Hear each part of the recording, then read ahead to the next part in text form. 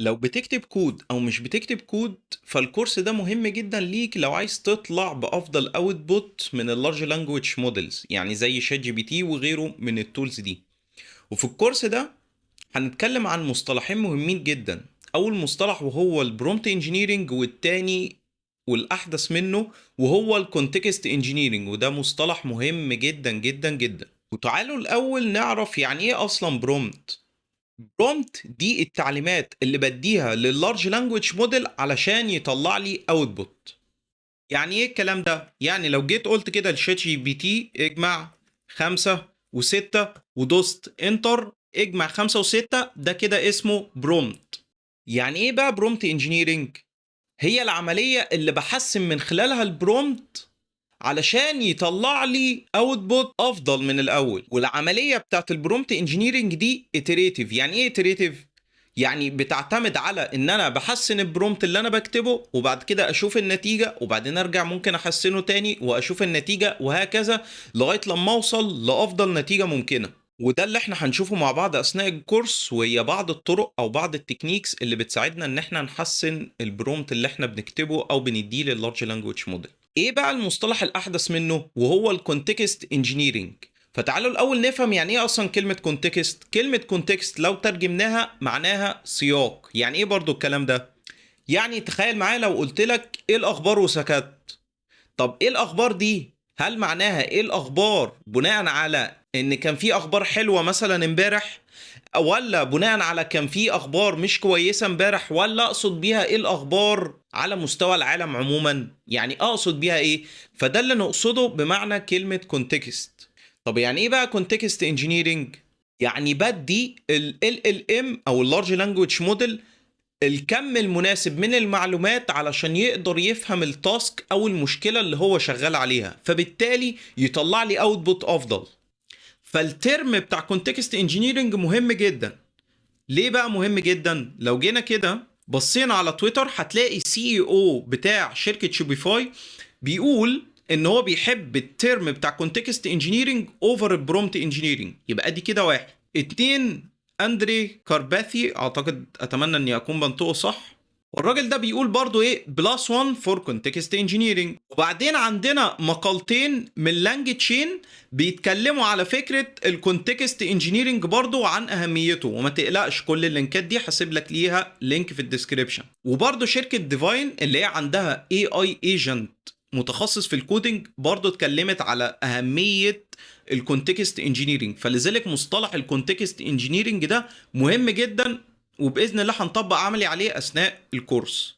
دلوقتي بقى تعالوا نتكلم على بعض التكنيكس اللي بتحسن البرومت بتاعنا. المطلوب منك انك ما تحفظش اسامي التكنيكس دي، ولا تحفظ الطريقة نفسها او ايه مميزاتها او ايه عيوبها، ولكن المطلوب انك تفهم الفكرة العامة بتاعت التكنيكس دي علشان تقدر تستخدمها يوميا وانت بتكتب البرومت. يعني احنا عايزين الحاجة دي تيجي ناتشورال، ما تجيش اللي هو عن طريق الحفظ والتلقين، وان انا اقعد بقى اكتب اسم التكنيك ده واقول ده مميزاته وعيوبه ايه. لا، احنا مش عايزين القصة كده. احنا عايزين القصة تيجي عن طريق الفهم وتيجي عن طريق الاستعمال اليومي بتاعنا. تعالوا نبتدي ونكتب مثلا برومت. هقول له هنا لشات جي بي تي، هقول له قول لي ايه اكتر البلاد حرم في فصل الصيف، وهدوس كده سند ونشوف ايه اللي هيحصل. هيقول لي والله اكتر البلاد حرم في فصل الصيف هي الكويت لانها سجلت درجه حراره كذا، العراق لانها عملت درجه حراره كذا، ايران كذا كذا كذا كذا. يعني هو جاوبني باجابه منطقيه وكويسه مش وحشه. طيب ايه رايكم لو بس ضفت كلمه واشرح لي ليه كاني طفل عنده 5 سنين؟ هل الاجابه هتختلف ولا لا؟ تعالوا ندوس سند ونشوف ايه اللي هيحصل. قال لي ماشي. ايه اكتر البلاد حر في الصيف؟ طيب ليه؟ لان البلاد دي قريبة من الشمس اكتر، يعني تحت اللمبة على طول. يبقى اذا طريقة الاوتبوت بتاعة اللارج لانجوج موديل اختلفت بمجرد ان انا ايه كتبت بس اشرح لي ليه كأني طفل عنده 5 سنين. اللي انا عملته ده ان انا ابتديت اضيف كونتكست، ابتديت اضيف سياق للكلام علشان الاوتبوت يختلف. وملحوظة التكنيك ده او الطريقة دي اللي هي ان انا ببعت على طول لشات جي بي تي وبستنى منه رد، دي اسمها زيرو شوت برومتنج. يعني انت بتبعت له على طول وهو بيرد عليك من غير ما تكتب تفاصيل كتير قوي. ودي غالبا الطريقه اللي بنستخدمها في الحاجات اليوميه بتاعتنا، اللي هو مثلا قول لي ايه افضل فاكهه اشتريها في الصيف، او ايه افضل فاكهه اشتريها في الشتاء، ايه افضل لبس ممكن البسه لما اروح للمدينه الفلانيه. دي كلها امثله للزيرو شوت برومتنج. تعالوا نجرب نكتب نفس البرومت بس بطريقه تانية. انا هقول له هنا انا بشتغل مدرس وعندي حصه علوم لطلبه كي جي 2، عايز اشرح لهم ليه بعض البلاد بتكون حر جدا في الصيف، واستخدم لغه بسيطه جدا وشبه لهم الجو بحاجه في حاجاتهم اليوميه. قول لي ايه اكتر البلاد حرا في الصيف واشرح لي ليه. طب ايه الفرق بقى هنا؟ هنا بقى انا اديته كونتكست اكتر واكتر، ان انا بقول له لا خد بالك ده انا مدرس. فيلا بينا ندوس سند ونشوف النتيجه اللي هتظهر لنا. قال لي تمام يا استاذ احمد. هنا ابتدى يقول لي ايه، مقدمه بسيطه، يعني يا حبايبي في بلاد في الدنيا لما بيجي الصيف الجو بيبقى فيه حر قوي قوي. وبعدين قال يعني ادى مثال جميل برضو هنا، قال لو فتحتوا الفرن وهو شغال بتحسوا بحاجه سخنه طلعت على وشكم. فالتشبيه جميل، وادى كمان نشاط بسيط. فيبقى كده ايه اللي حصل؟ احنا ضفنا كونتكست اكتر، فبالتالي الاجابه اختلفت. فهنا بنرجع تاني لاهميه الكونتكست وانا بكتب برومت. تعالوا نكتب برومت تاني مع بعض، وهقول هنا اشرح لي حاجات علميه معقده كانك بتكلم طفل عنده 5 سنين. المثال الاول السؤال، او يعني انا اديته مثال، كتبت له قلت له مثال واحد السؤال يعني ايه الكهرباء، واديته اجابه قلت له الكهرباء دي زي لما تكون ماسك خرطوم ميه، لكن بدل الميه اللي ماشي جوه هو طاقه بتشغل النور والتلفزيون. واديته مثال تاني يعني ايه جاذبيه وشرحتها له. وبعد كده عملت ايه؟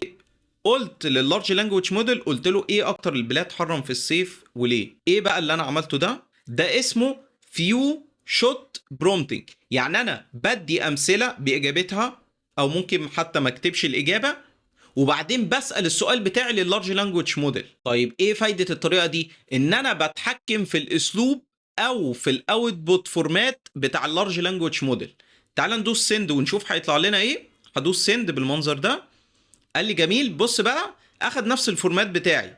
يعني راح قال كده الاجابه نقطتين فوق بعض، ادي الاجابه اكثر البلاد حرا كذا كذا كذا، وبعدين ادى تشبيه بسيط زي التشبيهات البسيطه اللي انا كتبتها له فوق، وكمان حط في اعتباره كانه بيكلم طفل عنده 5 سنين. فيبقى الطريقه دي اسمها فيو شوت برومتنج، ان انا بدي امثله لللارج لانجويج موديل وهو بيتبع الامثله دي في اجاباته عليا. تعالوا نشوف مع بعض البرومت ده. هقول هنا قول لي السعرات الحراريه في البطاطس، وتعالى ندوس انتر، وتعالى نشوف الاجابه اللي هيكتبها لي ايه. قال لي السعرات الحراريه في البطاطس بتختلف حسب طريقه الطهي، ده كلام منطقي. قال لي البطاطس المسلوقه بدون اضافات فيها كذا، المحمره قد كده، المشويه قد كده. ماشي، وده كلام حلو. طيب تعالوا ناخد نفس البرومت كوبي بيست، وبعدين هقول هنا فكر خطوه بخطوه. يعني انا كل اللي زودته بس جمله فكر خطوه بخطوه. هل الاجابه بقى هتختلف ولا لا؟ ده اللي هنشوفه مع بعض. تعالوا ندوس سند. قال لي تمام، خلينا نحسب بقى السعرات الحراريه. قال لي الخطوه الاولى هنحدد طريقه الطهي، الخطوه الثانيه نوزن البطاطس، الخطوه الثالثه هكذا، الخطوه الرابعه هكذا.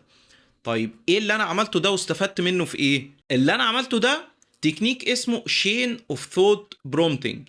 يعني انا بقول لللارج لانجويج موديل وانت بتجاوب عليا فكر خطوه بخطوه. طب استفدت منها ايه؟ استفدت منها واحد، ان انا شفت طريقه تفكير الموديل، فبالتالي انا ممكن يبقى في خطوه من الخطوات الموديل بيفكر فيها غلط، فانا اقدر اصححها له او اعدلها له. الحاجة التانية اللي انا استفدت منها ان ممكن خطوة من الخطوات دي انا ما كانتش في بالي او ما كنتش عارفها، فبقيت عارفها. فيبقى ده الهدف من الشين اوف ثوت برومتنج، ان انا بديباج طريقة تفكير الموديل. والطريقة دي مفيدة جدا في حالة مثلا المقارنات، او في حالة لو انت عندك سؤال بيعتمد على التحليل او بيعتمد على الاناليسز، يعني انت عايز حاجة تمشي خطوة خطوة. ففكرة ان بس بضيف فكر خطوة بخطوة او think step by step في اخر البرومت هتخليه يطلع لنا النتيجة دي. بس في تركاية بقى بسيطة. ايه هي بقى التركاية؟ لو هتستعمل reasoning model زي O3، يعني زي ما احنا شايفين كده مع بعض، الريزونينج موديل مش بتحتاج انك تقول لها تفكر خطوة بخطوة. طب مين قال الكلام ده؟ شركة اوبن اي اي لو رحنا على المقال بتاع البيست براكتس ده وهسيب لك اللينك بتاعه في الديسكريبشن، هتلاقي هنا بيقول avoid chain of thought prompt وانت بتستعمل الريزونينج موديل. طيب ليه؟ لان المودلز دي اصلا هي بتفكر انترنالي، يعني هي بتفكر مع نفسها، فانت مش محتاج تيجي تقول لها فكري خطوه بخطوه. ده مش افضل حاجه او ده مش افضل استعمال لفكره الشين اوف ثوت مع الريزونينج موديل. فلما انت تلاقي كلمه ريزونينج موديل ابعد عن فكره الشين اوف ثوت برومتنج. تعالوا نشوف مع بعض برومت تاني، وهو انا بقول لشات جي بي تي انا عايز ابني ابلكيشن وعايزك تكتب لي برومت يساعدني في بناء الابلكيشن ده. ايه اللي انا عملته هنا؟ انا هنا بطلب من شات جي بي تي ان هو اللي يكتب البرومت. يعني انا هنا مش بساله على ان هو يبني لي الابلكيشن او مش بساله على الحل، لا، ده انا بقول له يبني الحل. والطريقه دي اسمها ميتا برومتنج، ان انا بخلي اللارج لانجويج مودلز هي اللي تجنريت البرومت بتاعي. فتعالوا نشوف النتيجه عباره عن ايه.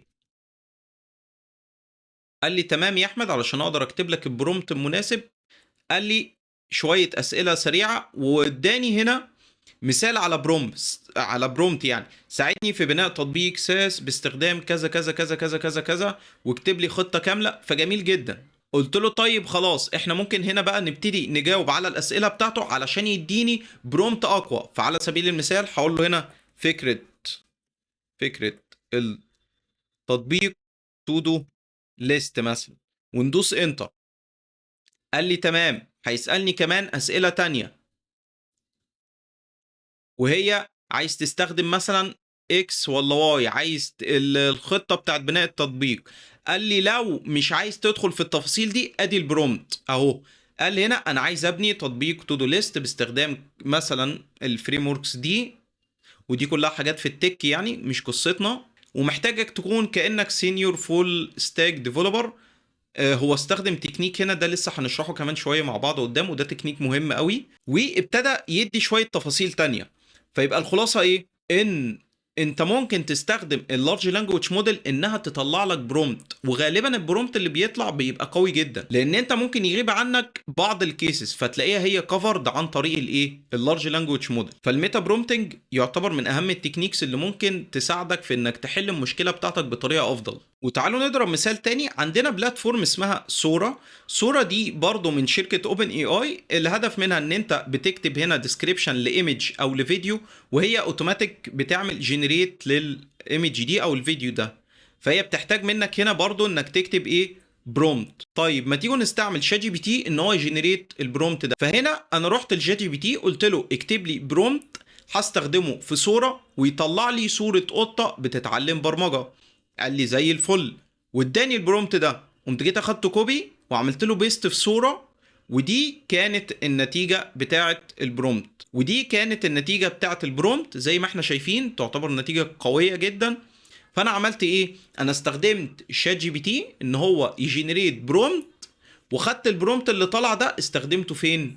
في صوره. فانا بالتالي لو عندي اكتر من بلاتفورم مختلفين انا ممكن اخد من واحده الجنريشن بتاع برومت ابازيه للبلاتفورم التانية. برضه ملحوظتين في حاجه اسمها برومت انهانسر. لو عملت سيرش كده على جوجل عن برومت انهانسر هتلاقي بلاتفورمز متخصصه جدا في فكره ان هو ياخد منك البرومت ويحسنه لك او يطلع لك النسخه الاحسن منه.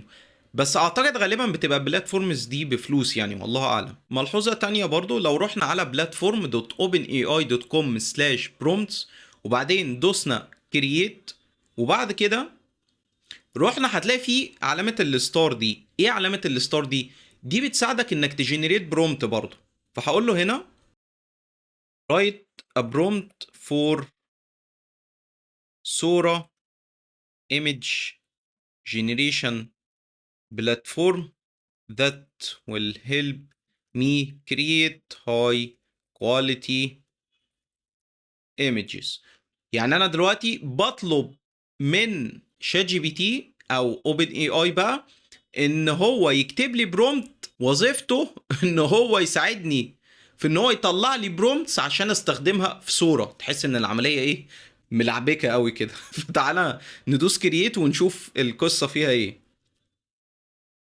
جميل. قال لي هنا كتب لي برومت فيه شوية تفاصيل كتير جدا، احنا ما يهمناش التفاصيل. تعالى ناخد المثال بتاعنا اللي هو بتاع طلع لي صورة قطة بتكتب كود، وتعالى ندوس انتر ونشوف ايه اللي هيحصل. انا دلوقتي بشات مع البرومت ده، قال لي ماشي، قال لي يمكنك استخدام الوصف التفصيلي التالي كموجه فعال. ماشي، نسيبنا من اللغة العربية الفصحى دي. طيب الانجليزي، نقرا الانجليزي. create a high quality realistic image of a cute cat sitting in front of laptop typing مش عارف ايه. ما تيجي ناخد الكلام ده كوبي ونجربه في صورة ونشوف ايه اللي هيحصل. هاجي هنا على صورة واعمل بيست ودوس انتر. حلو، هتاخد شوية وقت عبال ما تخلص.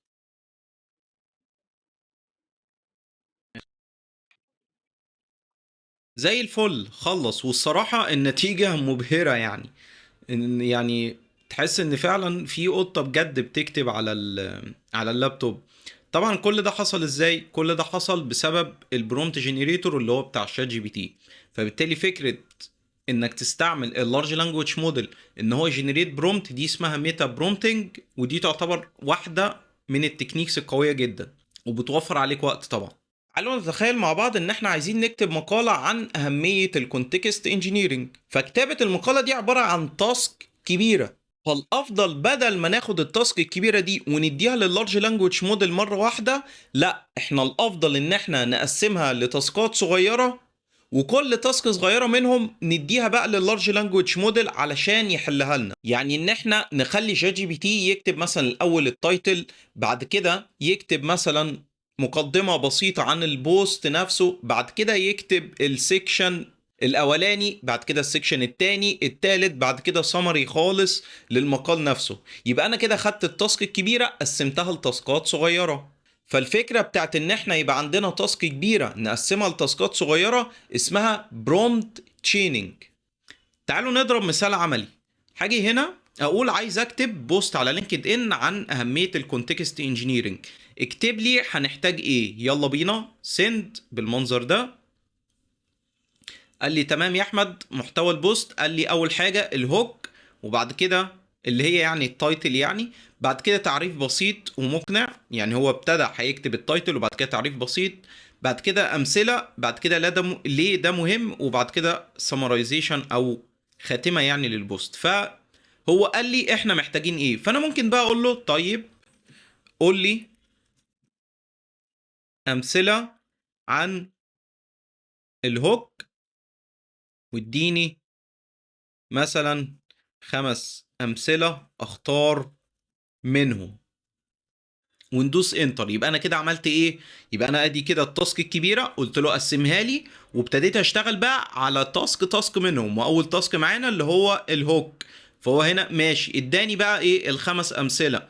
كل الناس بتتكلم عن البرومت انجينيرنج بس ما حدش بيقول لك ان اللي بيغير اللعبه فعلا هو الكونتكست انجينيرنج. والله حلوه يعني مش وحش. السؤال يستفز الفضول، ليه الاي اي ساعات بيبهرنا وساعات بيخرف؟ السر في كلمتين كونتكست انجينيرنج. ماشي، حلوه دي، مش فكره مش وحشه يعني. وهكذا. طيب بعدين هنختار بقى الهوك ونبتدي نقول له ايه، خش بقى في الايه، في التعريف البسيط، وهكذا نفضل نكمل لغايه لما نطلع بالمقال كامل، لما نخلص كلام مع اللارج لانجويج موديل. ودي فكره البرومت تشيننج، ان احنا قسمنا التاسك الكبيره لتاسكات صغيره، وكل نتيجه من التاسك الصغيره دي احنا بنبظيها تاني لللارج لانجويج موديل علشان يكمل في التاسك اللي بعدها، زي ما احنا عملنا كده اللي هو الهوك. بعد لما تخلص الهوك خش على اللي بعده، خش على اللي بعده. والطريقه دي بتاعت البرومت تشيننج مهمه جدا لو بتبني ايجنتك سيستمز، ودي لسه هنتكلم عنها في كورس منفصل تماما. تعالوا نبص مع بعض على البرومت ده. انا هنا بقول له انا ناوي اطلع مصيف بس مش عارف ممكن اروح فين، فعايزك تفكر لي في اماكن تكون رخيصة وتقارن ما بينهم. تعال ندوس سند ونشوف ايه اللي هيحصل. قال لي تمام يا احمد، خليني اساعدك ايه انك تختار مصيف مناسب ويكون رخيص وكويس على قد امكانياتك يعني. قال لي تمام. الاقتراح الاول راس البر، وادى تكلفة بلطيم جمصة العين السخنة وهكذا، وشوية امثلة، وابتدى ايه يديني التكلفة بتاعتهم. ايه بقى اللي انا عملته ده؟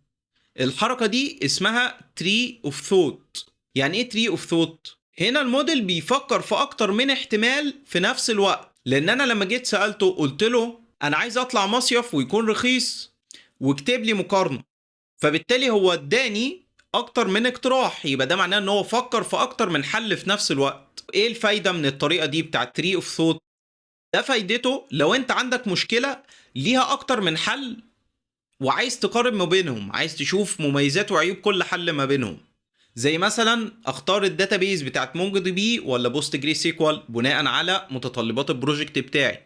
فبالتالي فكره تري اوف ثوت دي هتنفع جدا. وزي ما انت شايف انت هتلاقي نفسك اوتوماتيك كنت بتعملها اصلا من غير ما تعرف اسمها، اللي هي فكره التري اوف ثوت. فاحنا تاني بنأكد على نقطه انك مش محتاج تحفظ اسامي التكنيكس، احنا بس بننور الافكار بتاعه البرومت تكنيكس دي مش اكتر، علشان ممكن تكون فكره منهم غايبه عنك. تعالوا ندخل بقى على تكنيك مهم جدا وهو الرول برومتنج. ايه قصه بقى الرول برومتنج دي؟ انا بطلب من ال LLM ان هو يتقمص رول معين او ياخد دور معين. يعني ايه الكلام ده؟ يعني مثلا انا بقول لللارج لانجويج موديل انت عباره عن مدرس انجليزي بقالك خبره اكتر من 15 سنه، وعايزك مثلا تشرح لي التوبيك الفلاني او تعلمني الانجليزي بطريقه سهله وبسيطه. طب هنستفاد ايه لما نكتب البرومت بالطريقه دي بتاعت الرول برومتنج؟ بستفاد ان الاجابات اللي طالعه من الموديل بتبقى محدده وموجهه بناء على وجهه نظر الرول ده. يعني مش هتلاقي الاجابه عامه او من وجهه نظر فيلسوف او ايا كان وجهه النظر اللي هو هيجاوبك منها، لا، هو مركز في الرول اللي انت قلت له يتقمصه. فبالتالي الاجابات بتبقى محدده جدا، وده يعتبر من اقوى التكنيكس في البرومت انجينيرنج. تعال نطبق الكلام ده بمثال عملي. هقول كده لشات جي بي تي ايه رايك في فكره سكرين تايمر ابلكيشن؟ يعني انا عايز ابيلد ابلكيشن عباره عن سكرين تايمر، عداد كده على الشاشه يقول لي انا قعدت قد ايه على الشاشه وقت يعني. وتعالى ندوس انتر ونشوف الاجابه بتاعت شات جي بي تي كده من غير ما ندي اي رول برومبتنج هتبقى عباره عن ايه. قال لي جميل جدا، مميزات الفكره الطلب عالي، في جمهور كبير زي اولياء الامور، الناس اللي بتحاول تقلل من السوشيال ميديا، عندك شويه تحديات، عندك شويه افكار تميز التطبيق. حلو، يبقى هو قال لي ايه؟ تعتبر اجابه مش وحشه، شغاله، او اجابه عامه، يعني هي اجابه عامه جدا. بس ايه رايكم بقى لو جينا كتبنا برومت بالمنظر ده؟ هقول له انا العب دور مستشار اعمال بيساعد رواد الاعمال يلاقوا برودكت ماركت فيت، وانت بقالك في مجال البرودكت مانجمنت اكتر من 20 سنه، ساعدني احلل الفكره دي وشوف هل في احتياج فعلي في السوق ليها ولا لا. واديته اسم الفكره. ايه اللي انا عملته هنا؟ ده اسمه رول برومتنج. اديت لشات جي بي تي رول البرودكت مانجمنت او البرودكت مانجر، وعنده خبره اكتر من 20 سنه. تعال نشوف بقى الاجابه ونقارنها بالاجابه العامه اللي كانت فوق. يلا بينا نسند ونشوف ايه اللي هيطلع. قال لي تمام، دلوقتي هلبس طاقية مستشار أعمال عنده خبرة أكتر من 20 سنة. طيب أول حاجة هنا بقى بتلاقي الإجابة مفصلة أكتر وفيها تفاصيل ممكن تكون غايبة من علينا. يعني أول حاجة بنبتدي مين هو المستخدم المستهدف، زي التارجت يوزر سيجمنت أو التارجت أودينس. ماشي، ايه المشكلة اللي بنحاول نحلها؟ هل المشكلة متكررة ومؤلمة ولا لا؟ ما دي برضو ده سؤال حلو قوي، يعني السؤال ده اصلا ما قابلناش فوق. هي فكرة السكرين تايمر دي اللي احنا بنبنيها، هل هي فعلا مشكلة الناس محتاجاها ولا عادي مش شرط كل الناس محتاجة السكرين تايمر؟ طب هل السوق ده فيه فرص حقيقية ولا لا؟ هل في برودكت ماركت فيت؟ قال لك لا، مش بالوضع الحالي العام للفكرة، لازم تخصص وتحل المشكلة بزاوية تانية.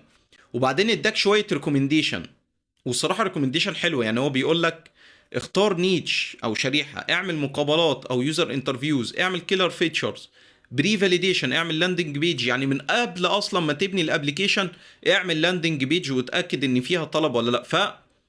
فشويه افكار قويه جدا. والناتج هنا ايه؟ اختلف تماما. يعني الناتج ده بتاع الاوتبوت ده اختلف تماما عن الاوتبوت اللي فوق اللي هو العام تماما، بمجرد اني عملت ايه؟ رول برومتنج. ان انا قلت لشات جي بي تي خليك انت البرودكت مانجر اللي بقاله اكتر من 20 سنه وساعدني في فكره الابلكيشن. فالرول برومتنج تكنيك مهم جدا، لان الاجابات اللي طالعه بقت مميزه ومحدده ومن وجهه نظر الرول ده. في برضه حاجه عايز اقولها، في كده هسيب لينك الجيت هاب ريبو اوسم شات جي بي تي برومتس. ده بيتكلم عن ايه؟ ده هتلاقي فيه اغلب البرومت تكنيكس اللي هي بتاعت اكت از، لان لما بقول اكت از يعني كانك تقمص الدور ده او الرول ده، زي اكت از ان اثيريوم ديفلوبر، اكت از كجوب انترفيور، اكت از كجافا سكريبت كونسول، اكت از حاجات كتير. فانت تقدر تعيش حياتك هنا وتشوف ايه الانسب ليك ولمشكلتك يعني. برضو ملحوظة تانية حبيت أقولها بالمرة، أنا صراحة الرول برومتنج تكنيك ده أنا بعتمد عليه، يعتبر اعتماد كبير جدا. فمن ضمن الحاجات اللي أنا بعملها بستخدم البروجكتس. إيه فكرة البروجكت دي؟ يعني مثلا أنا هقول هنا أنا عايز بلوج رايتر، يعني أنا عايز دلوقتي رول للبلوج رايتر. هقول هنا كرييت بروجكت، بعد كده هدوس على اد انستراكشنز. ايه بقى فكره الاد انستراكشنز دي؟ ان انت بعد كده اي شات جوه البروجكت ده هياخد الانستراكشنز دي اوتوماتيك. فتعال ندوس اد انستراكشن ونعمل بيست للانستراكشنز دي. هقول له هنا انت عباره عن كاتب مقالات، بقالك خبره اكتر من 30 سنه في المجال، وعايزك تساعدني وتكتب لي مقالات صغيره وسهله الفهم. وتعال ندوس سيف، وتعال نجرب هنا نقول له مثلا اكتب لي مقال عن البرمجه. وخد بالك هنا بقى الميزه في ايه؟ ان انا هنا الانستراكشنز دي هي اوتوماتيك هتتطبق مع كل شات انا بعمله. فلذلك انت ممكن هنا ممكن تعمل لكل رول من الشغل بتاعك مثلا او من الحاجه اللي انت شغال بيها او فيها يعني بروجكت جديد خالص. فهنا مثلا هتلاقي فاهم اي اي انا عامل لها بروجكت، بيرسونال ترينر لان انا بسال على بعض الحاجات يعني في التغذيه وكده، عامل له بروجكت خاص بيه. يلا بينا ندوس سند ونشوف النتيجة اللي هتطلع هتبقى عبارة عن ايه. قال لي جميل جدا، اكيد اليك مقال بسيط وسهل الفهم. طب هو عرف منين بسيط وسهل الفهم؟ لان انا في الانستراكشنز قايل له. وبعد كده هنا ابتدى يقول لي يعني ايه برمجة، ليه بنتعلم برمجة، فرص الشغل، مش عارف ايه، زي الفل. ففكرة الرول برومتنج دي قوية وهتفرق جامد في الاوتبوت بتاعك، فحاول تجربها لو ما جربتهاش لغاية دلوقتي. تعالوا نشوف مع بعض برومت تاني، وهو عايزك تكتب لي بوست لينكد ان عن مشروع شغال عليه، بس قبل ما تكتب اسألني عن اي تفاصيل او سياق ممكن تحتاجه. اللي انا عملته ده او الطريقة دي اسمها ask for context. يعني ايه؟ يعني انا بخلي اللارج لانجويج موديل هو اللي يسألني عن السياق او عن الكونتكست اللي هو محتاجه. والسبب لكده علشان يفهم مشكلتي اكتر ويبتدي يطلع لي اوتبوت او اجابات اصح اكتر. لان احنا في بداية الكورس قلنا ايه؟ الكونتكست شيء مهم جدا ومحتاجين نهتم بيه. فليه ما نستخدمش اللارج لانجويج موديل ان هو ذات نفسه يسالني عن الكونتكست اللي مش عارفه؟ فدي فكره الاسك فور كونتكست. فتعال ندوس انتر ونشوف ايه اللي هيحصل. انتر، فهنا قال لي ايه؟ تمام. قال لي قول لي ايه اسم المشروع، اديني وصف سريع للمشروع، ليه بدأت المشروع، انت في انهي مرحله، ايه اكتر تحدي واجهته، ايه الحاجه اللي يعني اللي انت بتفتخر انك عملتها، ايه اللي ناوي تعمله. فكل ده عباره عن ايه؟ عن كونتكست اللارج لانجويج موديل محتاج يفهمه. لانه لو فهمه هتلاقيه يكتب لك بوست افضل بكتير من ان انت تدي مجرد معلومات وخلاص او تدي كونتكست وخلاص. لان احنا لو تفتكر قلنا ايه على الكونتكست انجينيرنج؟ ان انا بدي الكم المناسب من المعلومات، وحط تحت المناسب دي 100 خط. يعني انا لا بدي معلومات قليله عن اللي محتاجه اللارج لانجويج موديل، ولا بدي معلومات اكتر من اللي اللارج لانجويج موديل يقدر يستوعبها. لان انا لو عملت الكيس بتاعت اديت معلومات اكتر او معلومات اقل، لو في حالة معلومات اكتر هيحصل هالوسينيشن وبالتالي هيطلع اوتبوت مش افضل حاجة. طب لو معلومات اقل هتلاقي المشكلة ما اتحلتش اللي انت شغال عليها. فبالتالي فكرة ان انا ادي المعلومات المناسبة دي ملهاش ماسكة قوي. يعني انت مش هتعرف لا انا كده اديت المعلومات المناسبة، لا هي بتيجي مع التجربة. فعلى سبيل المثال عندك 10 كتب وعايز تلخصهم، انا ممكن اروح جاي اخد العشر كتب في شات واحد واعمل لهم ابلود واطلب من اللارج لانجويج موديل يلخصهم. دي طريقه، بس في طريقه افضل منها. انا ممكن اخد كتاب منهم في شات منفصل الخصه، وبعدين اخد التلخيصات دي كلها والخصها هي كمان. طب ايه الفرق هنا؟ الفرق هنا ان في الطريقه الاولى انت اديت كميه معلومات كتير مره واحده. طب الطريقه التانية بتاعت كتاب لا، انت هنا قسمت الكونتكست بتاعك، فبالتالي بقى اسهل للفهم لللارج لانجويج موديل. طب مثال عملي برضو في الشغل بتاعنا، ان انا بدل ما اسيب اللارج لانجويج موديل هو مع نفسه يدور في الكود، يعني انا مثلا بحل مشكله في الكود وانا اقول له حل لي المشكله دي وخلاص، لا، انا ممكن اقول لللارج لانجويج موديل بص في الفايل الفلاني، او بص في الفانكشن الفلانيه، او بص في الدوكيومنتيشن الفلانيه. فبالتالي انا اديت القدر المناسب من المعلومات وما سبتش اللارج لانجويج موديل يسرح مع نفسه، فبالتالي وفرت على نفسي وقت ووفرت فلوس. لان خد بالك فكره ان انا بكلم اللارج لانجويج موديل دي عباره عن توكنز واحنا بندفع ثمنها.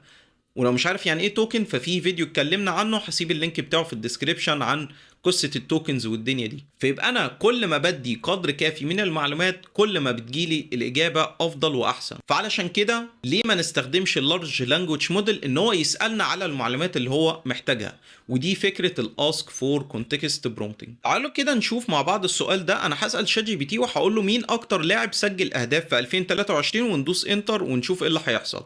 هتلاقينا بيعمل ايه؟ سيرشنج ذا ويب. طب ليه بيسيرش ذا ويب؟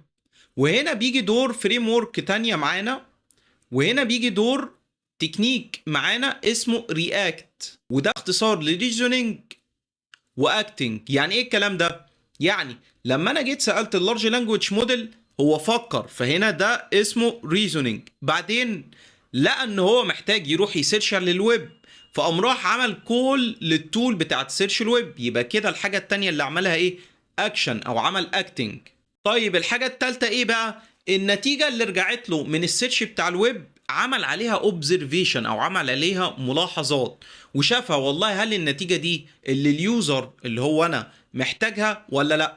لو اللي محتاجها هيطلعها لنا زي ما حصل دلوقتي. طب لو لا، مش هي دي اللي اليوزر محتاجها، هيعمل لوب تاني ويرجع يعيد تاني ان هو يفكر، بعدين ياكت، بعدين يوبزرف. فعشان كده جاي من اسمها رياكت. طيب التكنيك ده هو مش هيبان قوي معانا هنا في شات جي بي تي، بس هو هيبان في معظم الحاجات اللي هي فيها ايجنتك.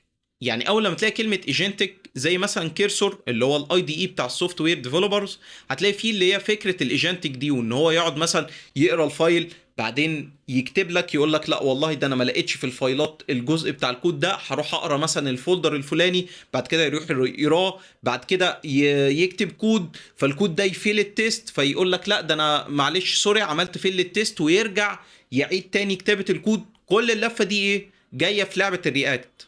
طيب تعالوا نشوف مع بعض برضو مثال عملي هنا على جيميناي سي ال اي. دي برضو احد التولز للسوفت وير ديفلوبرز. هتلاقي هنا بيقول لك ان جيميناي سي ال اي بيستخدم الرياكت لوب اللي هي الريزونينج والاكتنج. ففكره الرياكت دي مهمه قوي في حته الايجنتك سيستمز. تعالوا بقى دلوقتي ناخد مثال عملي كده ممكن يلم لنا بعض التكنيكس دي مع بعض. واحنا زي ما اتفقنا من بدايه الكورس ما تحفظش اسم تكنيك ولا تحفظ هو بيعمل ايه او فايدته ايه، ولكن افهم الفكره وطبقها في الاستخدام اليومي. فتعالوا نتخيل ان انا عايز ابيلد اي ابلكيشن ايا كان ايه اسمه. فانا اول حاجه هعملها صراحه ان انا هقول له اكتب لي برومت علشان يطلع لي البرودكت مانجر رول، لان هو هيساعدني بعد كده اني اخطط للمشاريع بتاعتي. وعايز البرومت ده يبقى شامل. هدوس سند واشوف هنا اللارج لانجويج موديل هيطلع لي ايه. وهنا طبعا انا استخدمت طريقه الميتا برومتك علشان هو يجنريت البرومت. طيب جميل جدا ماشي. هو اداني هنا اكت از، يعني هو لوحده استخدم الفكره بتاعت الرول برومتنج. تعالى كده ناخد الكلام ده كوبي بقى، ده البرومت بقى كله اللي احنا هنستخدمه بقى بعد كده علشان نبيلد الابلكيشن بتاعنا. طبعا انا ممكن اخد البرومت كوبي وبيست هنا بالمنظر ده وابتدي اكمل على الشات، بس لا، احنا اتفقنا ايه؟ ان الكونتكست مهم. فانا افضل ان احنا ايه؟ نفتح شات جديد خالص ونكتب البرومت ده كده بيست وندوس انتر ونشوف هيطلع لنا ايه. هنا فكره البرومت هو بيقول اكت از، يبقى هنا بيستخدم رول برومتنج. اكت از ماي ديديكيتد سونيور برودكت مانجر، عنده 15 سنه خبره. الوظيفه بتاعته او الرول بتاعه ان هو يعمل 1 2 3 4 5 6 زي الفل. قال لي تمام انا دلوقتي انا ريدي، عايزك دلوقتي شير معايا your first product idea او الفكره بتاعت البرودكت بتاعك. فانا هقول له مثلا الفكره بتاعتي هي بيرسونال ترينر ابلكيشن. وطبعا انا هنا يعني علشان كتبت البرومت بالانجليزي انت تقدر تكتبه بالعربي عادي جدا مفيش مشكله. فهدوس سند واشوف هيقول لي قال لي جميل يا احمد تعالى بقى نبتدي خطوه بخطوه على فكره البيرسونال ترينر ابلكيشن. وهنا احنا بنستخدم كمان ايه برومت تشيننج، لان احنا دلوقتي كل برومت من دول هناخد النتيجه بتاعته ونبظيها للبرومت اللي بعده. وطبعا زي ما انت شايف انا بس بقول لك على اسامي التكنيكس عشان احنا شرحناها مع بعض، لكن لو انت مش في دماغك القصه دي انا عايزك بس تركز على فكره الرول برومتنج، وان تخلي اللارج لانجويج موديل يسالك على الكونتكست. وهو ده اللي بيحصل دلوقتي. يعني ادي كده اللارج لانجويج موديل بعد ما تقمص الدور بتاع برودكت مانجر بقى بيسالني اهو بص سؤالي ليك، هل التطبيق ده موجه للمدربين ولا لا؟ هل بشكل عام الفكره بتحل مشاكل الناس اللي مش بتلتزم في الدايت، ولا المدربين اللي بيتابعوا مع الناس اللي بيدربوهم؟ وهكذا بقى. وانت بقى تبتدي ايه واحدة واحدة تجاوب على الأسئلة اللي هو بيطلعها لنا لغاية لما في الآخر تحل المشكلة بتاعتك وتطلع بأفضل اوتبوت اللارج لانجويج موديل يقدر يطلعه لنا. تعالوا نبص مع بعض على دايرة كده ظريفة وجميلة جدا. وهي الدايرة دي بتقول ان الكونتكست انجينيرنج هي عبارة عن دايرة كبيرة جواها البرومت انجينيرنج، فبالتالي الاتنين هتلاقيهم مرتبطين ببعض جدا. طيب احنا لو عايزين نلخص الكورس ده ممكن نلخصه في جملتين. الجملة الأولى تهتم بالكونتكست جدا وتدي القدر الكافي من المعلومات لللارج لانجويج موديل علشان يطلع لك أفضل اوتبوت. واتفقنا إن القدر الكافي ده ما بيجيش غير بالتجربة. أنت بتجرب وتشوف هل المشكلة اللي أنا شغال عليها دي اتحلت ولا لسه؟ طب هل محتاج أزود الكونتكست، أقلله، أقسمه؟ كل ده مش بيبان غير من التجربة. يبقى ادي كده الجملة الأولى. طب الجملة التانية، تعامل مع اللارج لانجويج موديل كأنه بني آدم. يعني البني ادم اللي قدامك ده هو مش فاهم انت بتفكر في ايه، علشان كده محتاج افهمه واكتب له برومت يقول له انا بفكر في ايه. وكمان مش بس كده، البني ادم اللي قدامك ده ما عندوش نفس المعلومات بتاعتك، فبالتالي انت محتاج تديله كونتكست مناسب او سياق مناسب علشان يقدر يرد عليك. فبالتالي مع الفهم الكويس والكونتكست الكويس هتلاقي اوتبوت ريزلتس كويسة جدا.